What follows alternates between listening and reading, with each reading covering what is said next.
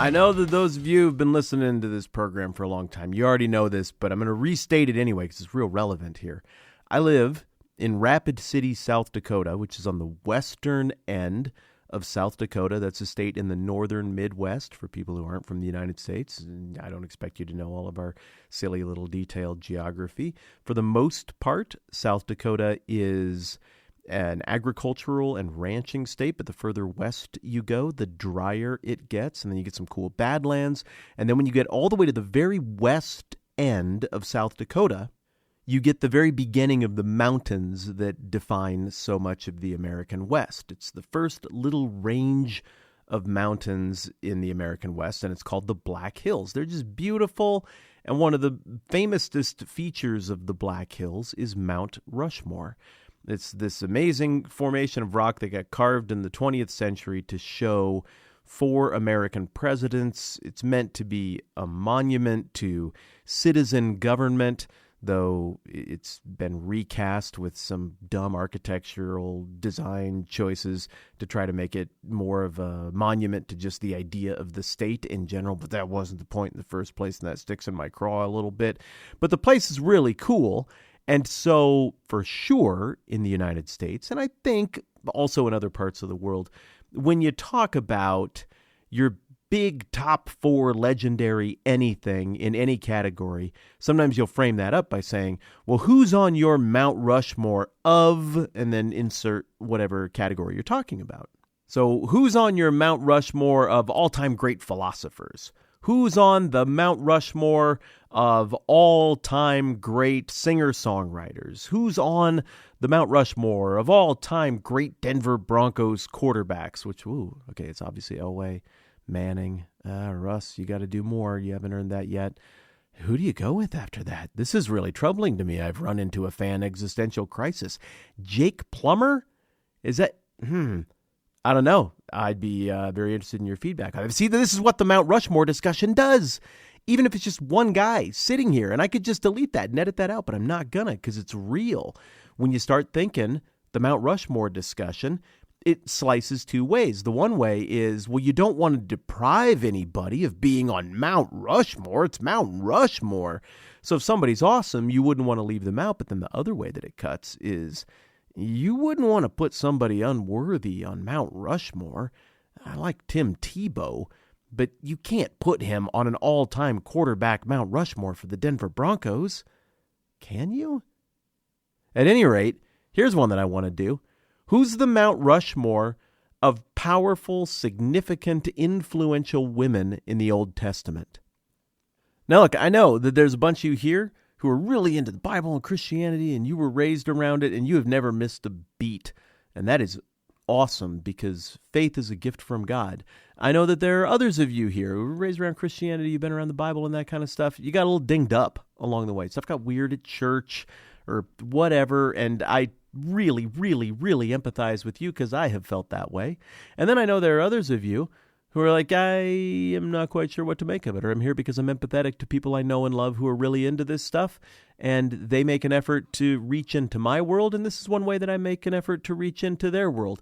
Or maybe you're just genuinely trying to figure out what you think about God and the Bible and all that stuff. So the point is, I know there's a whole spectrum here, and you don't have to be able to answer the following question off the top of your head to somehow be worthy of the conversation. It's okay not to know all of this off the top of your head, but for those of you who are up for it, maybe pause for a second if you're listening with somebody else and just game it out. Who would you put on the Mount Rushmore of powerful, significant, influential women of the Old Testament? I'll just wait a second. This is the pause time. 3, 2, 1, and we're back.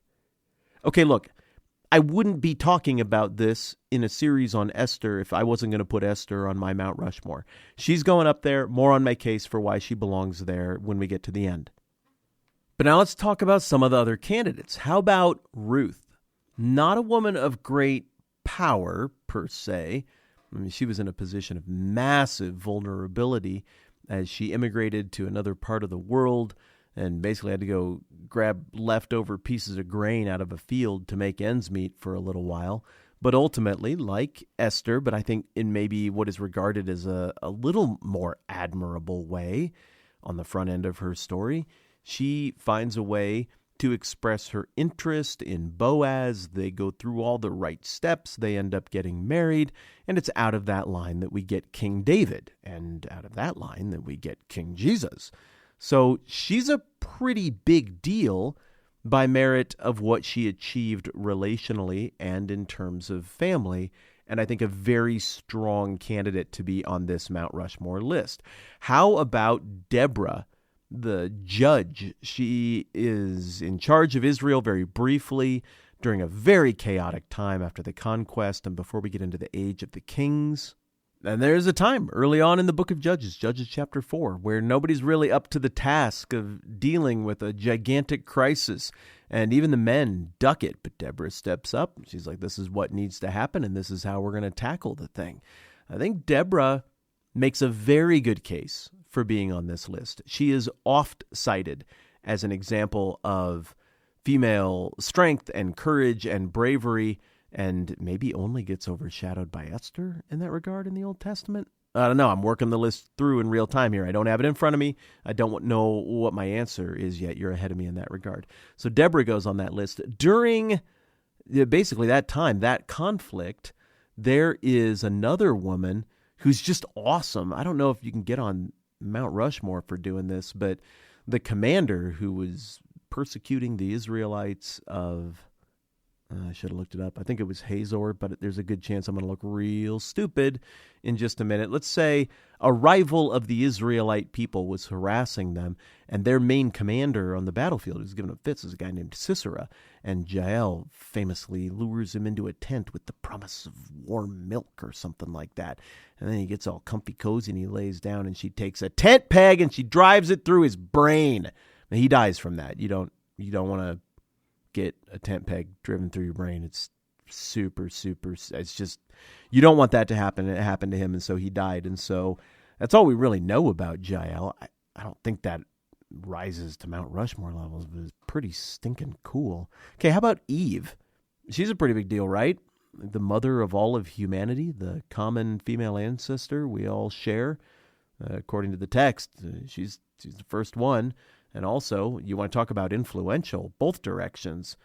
All human life springs from her womb, according to the story. But also the curse is first introduced to the world.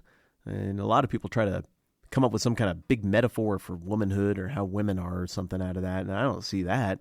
I just see humanity. I mean, one character, and you get both sides of the thing, made in the image of God, of tremendous value, with capacity to be a part of things that are tremendously redemptive, and also with the capacity to be a part of things that are tremendously antithetical to the things of God. I think Eve makes a pretty good case. Then you get the wives of the patriarchs, Sarai/Sarah, Rebecca, Leah, Rachel. All of them, all of them would lay claim to a position on the Mount Rushmore of women in the Old Testament, women of influence in the Old Testament, based on, much like Ruth, the familial relationships, what they did with their family, and some of what they did with their family was ugly. That's tricky for the purposes of this conversation. You got Hagar, you got Tamar, Miriam. Ooh, Miriam might belong on that list. If so, I think she would go in the 4 spot for me. Okay, still gaming it out. Hannah, she's of significance. Bathsheba? Abigail? It's okay if you don't know who all of these names are. I'm literally gaming this out in real time. Okay, I think this is my Mount Rushmore. Let's see how it stacks up against yours. I am going with Ruth, Eve, Deborah, and Esther. And I might change my mind sometime in the next 24 hours. And I'm putting Esther at real close to the top, if not the top, in terms of influence and power. She's the last woman to play a meaningful role in the narrative of the Old Testament, and she's kind of ascendant among them all. Nobody else comes anywhere close to this level of royalty and authority. I mean, she summons a new holiday to be added to the list of, was there 5 that already existed at that point? She has the authority, that is, both by merit of just who she is and how she's regarded amongst the Jewish people, but also as wife of a king who's happy to abdicate the use of his signet ring for making rules whenever anybody wants to. She has the power to just make Purim happen. That is amazing. She also has the power to deliver all of the Jewish people with one act of courage. Jael played an important role. Deborah played an important role, but the stakes don't seem quite as high as they do with what we just get from Queen Esther. All of these characters are compromised. All of them are flawed, though I think Ruth on my Mount Rushmore looks the best. Oh, I didn't mention Rahab either. I still don't think Rahab makes it onto my Mount Rushmore. Maybe yours. Okay, this is a fun exercise. The point is this. Esther is truly remarkable, and I don't want us to lose sight of that. At some point here, we just needed to have an episode. We need to have a conversation where we stop and say, where does she fit in the grand scheme of things for women in the Bible, women in the ancient history of Judaism? And it's really hard to think of anybody who ranks much higher in terms of purity and chastity and nobility and restraint. Oh, maybe we could come up with some candidates in terms of people with a direct line to God who seem to respond to his will and his wishes. Yeah, I think we can do better than Esther, but in terms of raw power and influence and leadership and really pretty much just using it for good, well, I think she has got to be right there at the top of the Mount Rushmore candidates. And this is obviously, certainly one of those places, one of those conversations that we've had where I really want to hear from you. I'm super interested to hear your case for your Mount Rushmore. But I'm guessing that most of us are going to have Esther on there somewhere. If not, I look forward to hearing your case for why 4 other people are more deserving when you look at the scope of the Old Testament. Well, this was fun.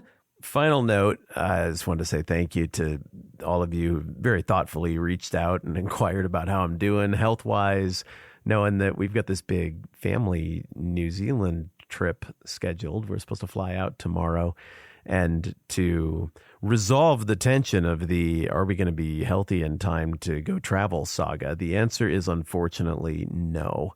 I popped a red-hot COVID test here about 2 hours ago and met with the doctor, and he was like, nah, no way, dude. You can't do that. And he's right. I can't be on a plane for 20 hours contagious with what I have going on. And I'm not feeling well. So shutting it down and resting up and getting healthy probably is the right call. So we've canceled our trip, and that's a bummer and everything, but also it's okay. There's a bajillion things I'm super grateful for. And right now I'm grateful for the opportunity to rest for a little while. But I will tell you this, in the big run up to try to get ready to leave for this trip tomorrow, I have worked ahead. And for me, I have finished the book of Esther. That'll unfold for you over the next few weeks. There are going to end up being a total of 185 episodes on this book. And it looks like the way things are going to time out with a fun little bonus week that involves Matthew chapter 2 and the Magi and Christmassy things between Christmas and New Year's.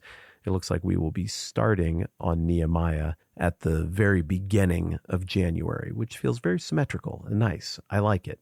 So that means that for the next few weeks, you'll be hearing from the last couple of days' version of me. Sorry in advance that you get this voice for that whole stretch. But like I said, I'm going to go rest and hang out with my family, even if it means a little bit of laying low. And I really look forward to jumping into Nehemiah with you here really soon. All right, cool. I'm Matt. This is the 10-Minute Bible Hour podcast. Let's do this again soon.